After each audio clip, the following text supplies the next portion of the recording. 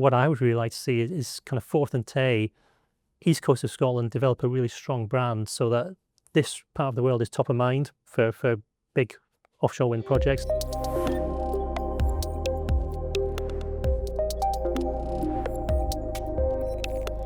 How can we drive success in offshore wind along the east coast of Scotland? Here today to tell us more about a £2.5 million project is Dr. Keith Dinnie, a member of E-FWD and also from the University of Dundee. Keith, would you like to tell us more, please? First of all, thanks very much for having me. So this project, as you mentioned, it's a big one. It's £2.5 million of funding. It's going to run over 4 years. So the clock started ticking earlier this year. So we've still got the vast majority of the project to go.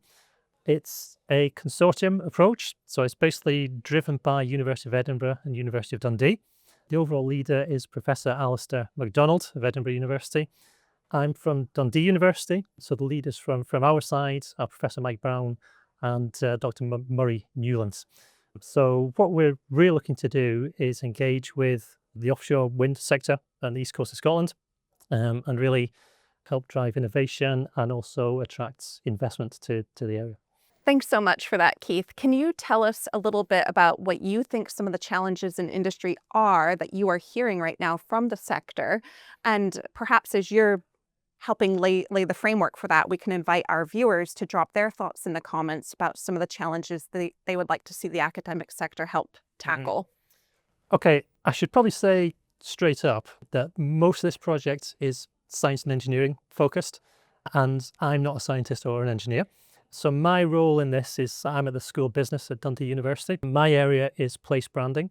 So that's how cities, regions and countries use various branding and marketing techniques to promote themselves for various objectives, one of which is attracting FDI. Yes. So that's really kind of my way into this project.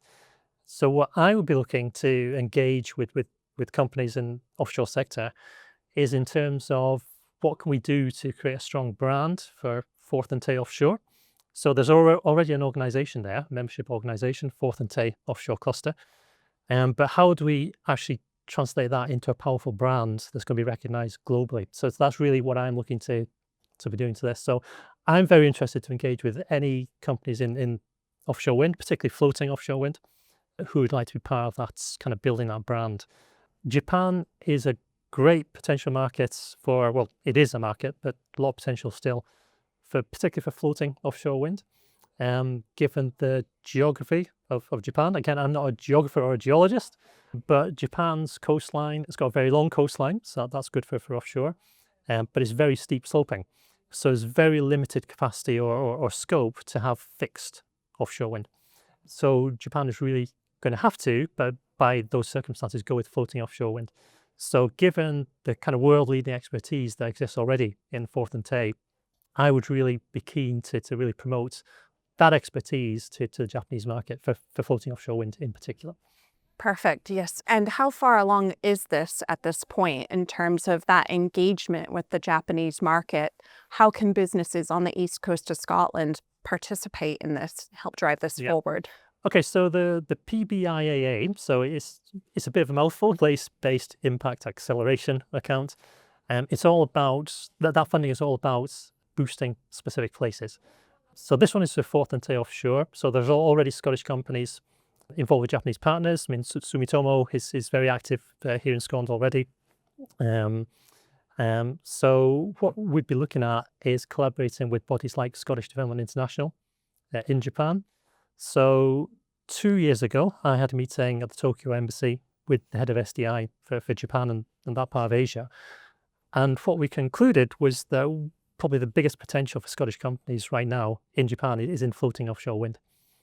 So we'd really be looking to engage with companies interested in that. Now is a good time to do it because this PBIAA, we just kicked off. I mean, you were there, Patrice, in Edinburgh last month at the launch event. And this project, the funding is in place. The overall direction is there. But what we are doing, and by we, I mean the academics involved, the funding goes to University of Dundee, University of Edinburgh, but the project has got to be guided and informed by what industry wants. So this is not a scheme where everything is already completely fixed in stone. So that's why myself and all the other academics involved, we're looking to engage with the sector to see, well, what does the sector need? So if there are any companies kind of out there watching this who are in floating offshore wind, who are interested in the Japanese market and have any ideas about how we could better promote east of Scotland in Japan, then definitely if they get in touch with myself or other project participants, we would be more than happy to discuss that. Wonderful. And I understand it is a very interdisciplinary project. Now, if there's a company out there who's maybe not got that link to Japan, but is part of the supply chain in the East Coast here, or even has an interest in offshore wind in any part of the UK, is there still scope for them to be involved in this project? Absolutely. Absolutely. And it's a big project. So I'm one part of it, but there's probably around a dozen academics involved, kind of half of them from Edinburgh, half of them from Dundee. So I'm more than happy to engage with kind of companies watching this in floating offshore wind. My kind of approach is, as I said, kind of is the branding side of things. But if companies are more interested in, say, innovation in design and manufacture of wind turbines or anchors or subsea cables, I'm not your person for that, but I could kind of forward people's interest to the relevant people within the project. So yeah, it doesn't have to be limited to Japan. That's just my part of the project. It's really kind of, they're very kind of open to engaging with any kind of company in the supply chain and with an interest in markets anywhere in the world. Wonderful. And so just taking this forward into the summer months and then into the autumn, what are the next steps? What are the timelines for delivery in this project and expressions of interest to come through? Yeah, it's still very fluid. So there's no kind of real kind of hard deadline set. So the stage we're in at the moment, a program manager is being recruited as we speak. And once that person is in place, then kind of fixed deadlines will start appearing.